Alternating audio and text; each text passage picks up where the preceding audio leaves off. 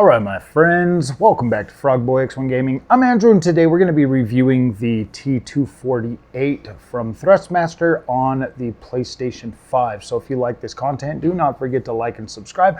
As you can see, my living room is completely disorganized right now. Got wires over there just hanging there. Been doing a lot of testing on the Thrustmaster T248. I was testing the T128. Basically been working on this all weekend to try to bring you guys the best freaking content I can when it comes to this entry-level wheelbase that you would essentially, I could see most people buying this for the PlayStation 5. It does work very well on PC as well, so you could potentially buy this for a PC and use this without issue, just as fine as you can on the PlayStation.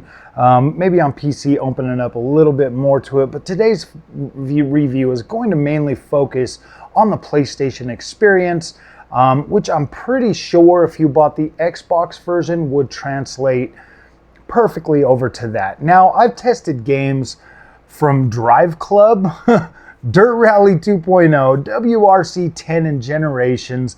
I've tested the new EA Sports, I've tested Gran Turismo 7, and I've tested, I think there was Desert Dakar Rally. Those are the main ones that I got on the PlayStation 5. Most of the games that I've been, and Assetto Corsa Competizione.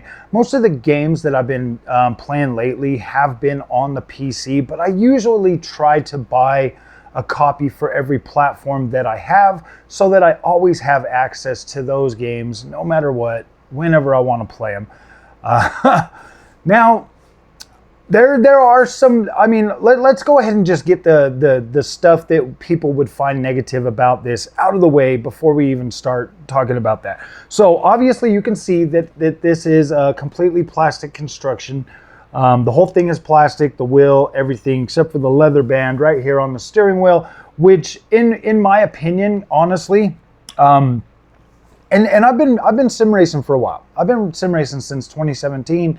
I've bought multiple different wheelbases. I've bought multiple different peripherals and stuff for this for this experience. I started off with a mindset of I want to just see it. I want to try it. Because prior to that, you know, if you were your only experience would have probably, like me, was in the arcades on, you know, like Daytona and stuff like that, or, you know, Cruising USA. So I mean, there was always that like, well, man, I wonder if it's like what it's like.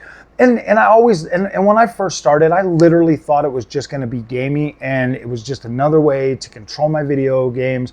Or I never in my wildest dreams imagined that sim racing on hardware was going to actually completely transform the experience from a game to a, wow, this is pretty impressive. And along the way, even help with your regular driving skills. That is incredible. So the overall build is plastic. It has a belt and gear hybrid system, which Thrustmaster is saying that they put a lot of work and a lot of research into making this the best that they could for your newer games and for the future. And I agree with them. I absolutely agree with them. The only thing, the literal only thing that I find any kind of like potential negativity about this wheel setup is the overusage of plastic. And you know, because I know that me as a consumer, and I know that a lot of other people as a consumer, they're going to pick this up and they're going to be like, oh man, that feels kind of cheap. And, you know, like the heavier something is, for some reason, people just automatically assume or assume that, you know, heavy means premium or better. You know what I mean? Well, that's not the case when it comes to sim racing. The heavier the wheelbase and the heavier the wheel, the heavier all of that stuff, it doesn't necessarily translate into a better racing sensation, whereas something lightweight like the Thrustmaster T248 with its lightweight construction, its ease of being able to set up and move around and just get where you want it to. Right now I actually got a hook to a Next Level Racing Wheel stand 2.0. I mean, I got my wheels to my gaming chair locked right in right now. And the thing is, with this thing being light and easy to move around, it comes with its own clamp. Like I said, it is the Next Level Racing wheel stand is drilled for this. You can hard mount this and still use the clamp on it. That's what I'm doing right now. So overall, the lightness of this actually, believe it or not, translates to better overall force feedback in a lot of games. I'll tell you what, this morning when I turned on Drive Club, this was a game that I was expecting to just be not very good at all. I've got good road texture feeling. I've got good steering on this. I've got good feedback when I drive over dirt and bumps and stuff like that. I've got, like, when I'm driving around and I'm sliding, I can feel it kind of like sliding against the ground. I was blown away. I was like, wow, that feels really good. And the last time I tried that was on what, like a T150 or something. The last time I ever tried playing Drive Club on a wheel setup was like the T150. And so when I'm sitting there on the Thrustmaster T248 and I'm playing this game, I'm like, wow, that is simply incredible how good this feels. And it almost like it like started like making me like, wow, I want to play this more. So yeah, I've got that downloaded on my PS5, and I'll have a video of that, you know, some of that gameplay and stuff. But you know, playing other games like Dakar Desert Rally. Now, I tried that when I first played that game. I played that on a Thrustmaster TX, and you know, it felt fine. It felt good, whatever. You know, actually, at first the force feedback was a little bit all over the place on that. It did take those guys a while to actually finally get force feedback on any wheel actually feeling pretty good. So to my surprise, when I hooked up the Thrustmaster T248 to that and was able to play around with all of the settings and stuff and get it dialed in to where I wanted it, it felt incredible. I was like, wow. I literally made a video saying, yeah, I absolutely recommend this wheel setup for that particular game. And as I've been playing more, as I went back to Dirt Rally 2.0. Now, Dirt Rally 2.0 was one of the hardest freaking games for me to play on that Thrustmaster TX.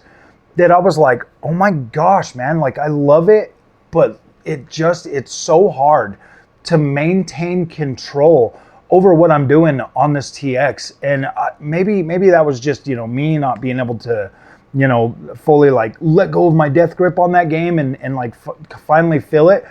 But I mean, I've had so much more experience sim racing now that like a lighter grip on your wheel actually lets you feel so much more in your games. And doing Poland and Spain on the Thrustmaster TX, perfect.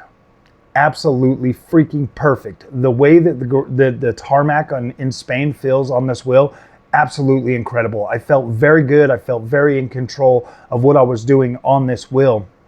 And the same goes for Poland. I felt very good. I felt like I was in control of my car. I felt like I could do slides very well. I felt like I could catch my drifts. Everything very, very well. And you know, when you can go across multiple different genres of games and still get very good overall consistency out of a wheelbase, something like the Thrustmaster T248 that actually provides that, I was like, wow, this is impressive. The only game that didn't really like feel super great is probably going to be Gran Turismo 7, and I really do think that has to just do with the new physics system they had just launched with their new the new thing. Obviously, it's been an iteration for Gran Turismo 7. Doesn't necessarily feel good on any wheel, but I would say that the overall experience while in VR on the Thrustmaster T248 was slightly better than how I feel playing on my Fanatec DD Pro. It just felt a little bit more cohesive, the feeling, because I was saying this in another video, on a direct drive wheel, and this is very important, on a direct drive wheel, when there's nothing programmed for any type of force feedback, moving side to side is just, it's super, like, it like doesn't feel like anything. It's super smooth, and there's no feeling there. With the system that Thrustmaster has, with the belt and the gear, the hybrid system, you always feel at least some sort of granularity.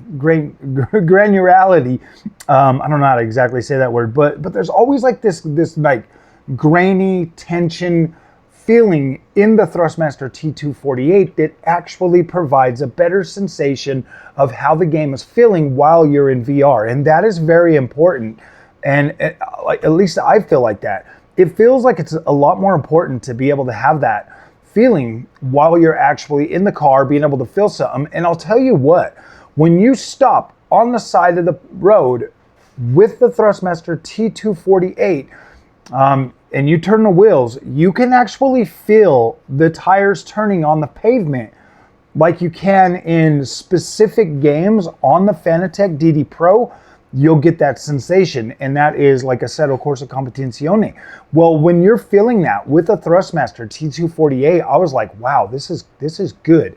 Like, I'm getting a close enough experience to like a direct drive out of this wheel. And it's weird, because that was like one of my biggest complaints when I went, you know, from the TX to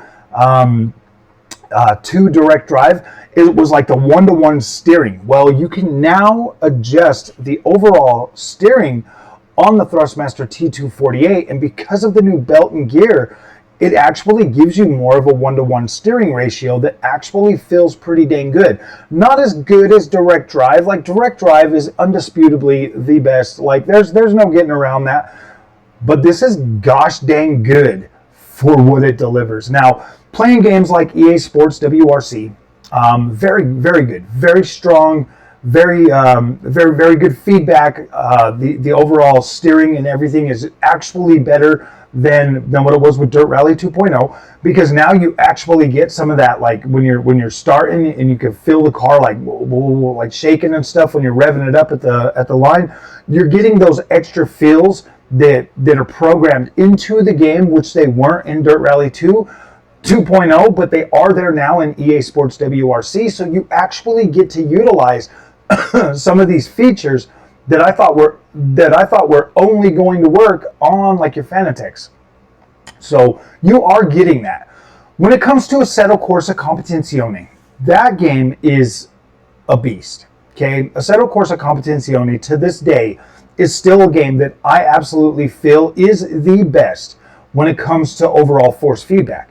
It feels good, it's clean, the racing is super nice, the feeling that you get in your car is just, in my opinion, untouched by anything on the market. To be able to play that game on the Thrustmaster T248 and be able to fully control your car, and to be able to understand and know when your car's going to slide out, when you're on the edge, what's going on, I think it does a very good job at conveying that. Now, obviously, direct drive is going to be your best bet for, you know, Assetto Corsa Competizione, but for the price of the Thrustmaster T248 and what it can do, I don't think you would be in a bad position. I think you could easily be competitive. I think on my my lap times for Kailami, I'm maybe a couple of seconds, you know, difference after just getting in there and playing it for a few laps. So the overall feeling that you can achieve with Thrustmaster's T248 is absolutely incredible, unparalleled to anything that I've tried in the belt drive market, which was pretty much, this is competing very heavily with Thrustmaster's previous products. And, you know, obviously this new technology is in the Thrustmaster TGT too, so that is pretty cool as well.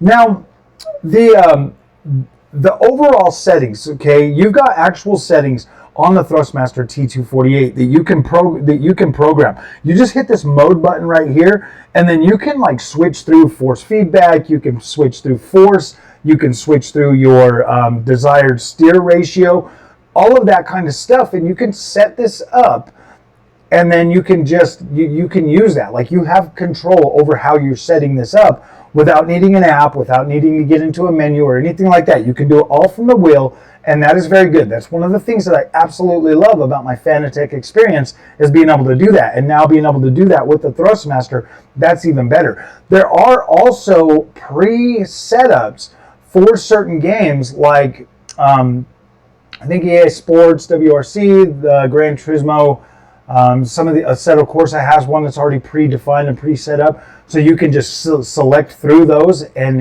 it's perfect. Like, you can like it just knows, and it feels good. The compatibility over all the games that I've tried on the Thrustmaster T248, 100% work. They feel good. Nothing feels janky. It doesn't feel out of place.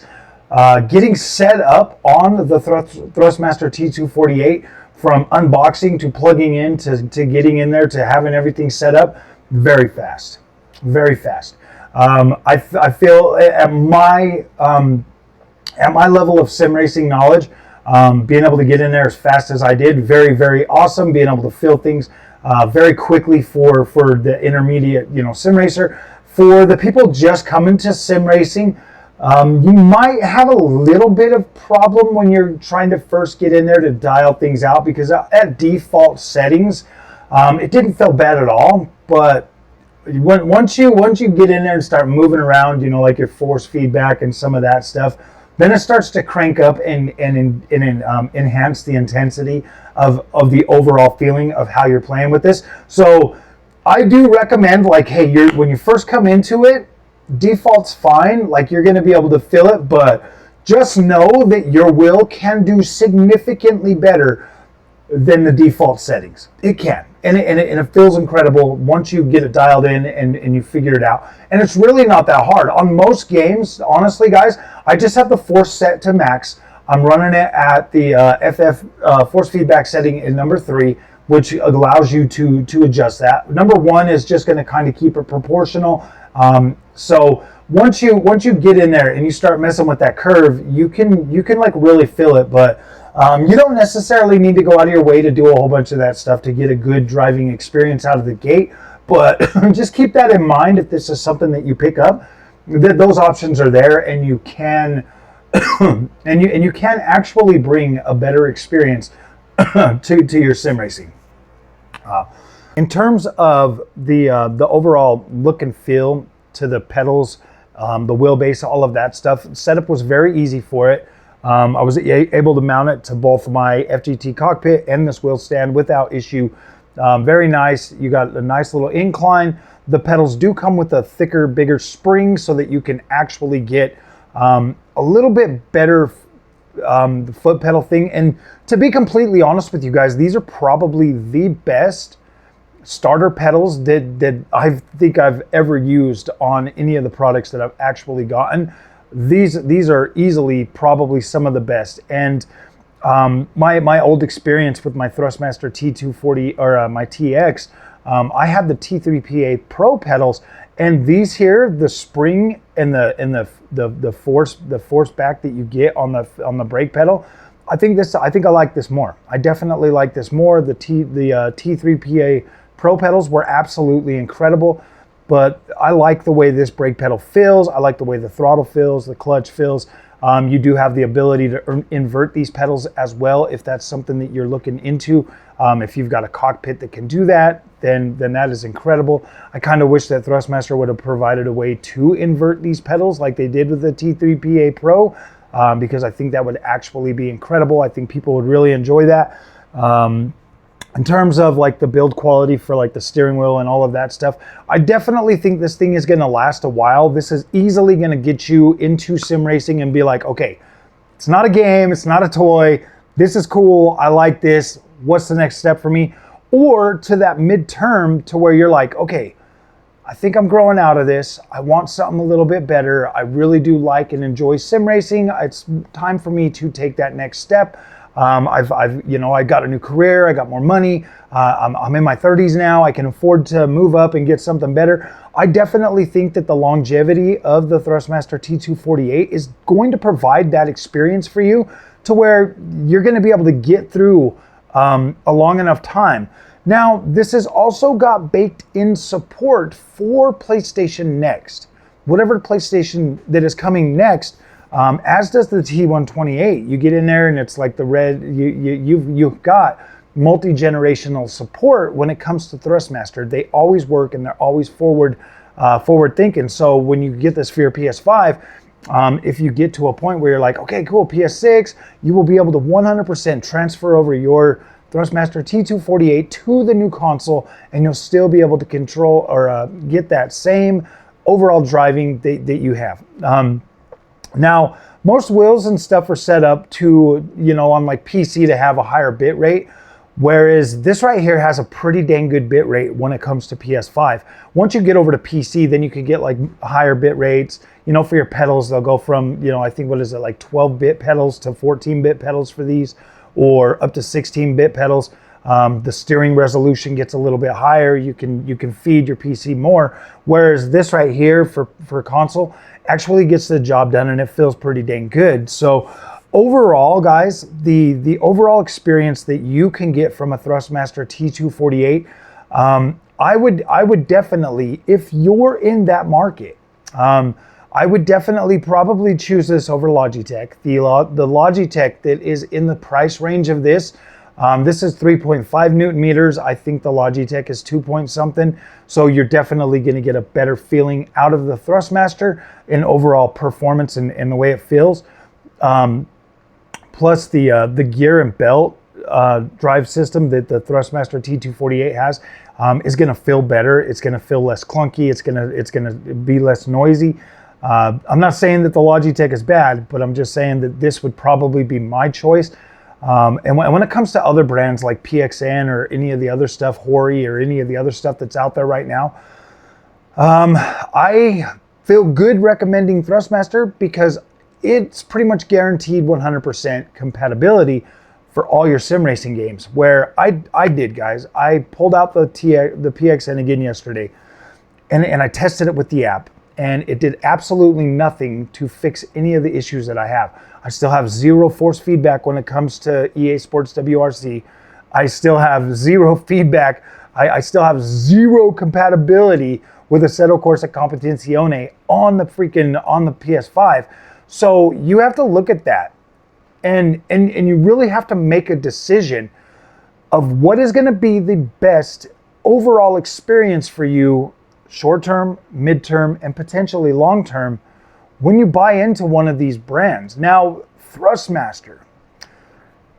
This is the biggest con, aside from, the plasticness, is the Thrustmaster ecosystem is extremely proprietary. Meaning that if you buy into Thrustmaster, you're pretty much stuck with Thrustmaster. Now, you can 100% utilize the pedals on a PC with a different wheel setup. If you love your Thrustmaster pedals, that is one thing, but you will have to buy an adapter from Thrustmaster, which is the RJ12 converter that will convert it from RJ12 to USB, and it will allow you to utilize the pedal set with other peripherals. But when it comes to wheelbases and all of that stuff, to the wheels and all of that, you're pretty much, not necessarily at the mercy of Thrustmaster, because they make incredible products. Like I have zero issues with Thrustmaster and Thrustmaster being able to deliver a solid experience. But when you start getting into some of the higher end products, you'll still notice that they have the plastic shaft and drive shaft and all of that, which isn't bad. Yes, you're going to get a little bit of flex, and obviously you're going to need to want to be a little bit more careful with it.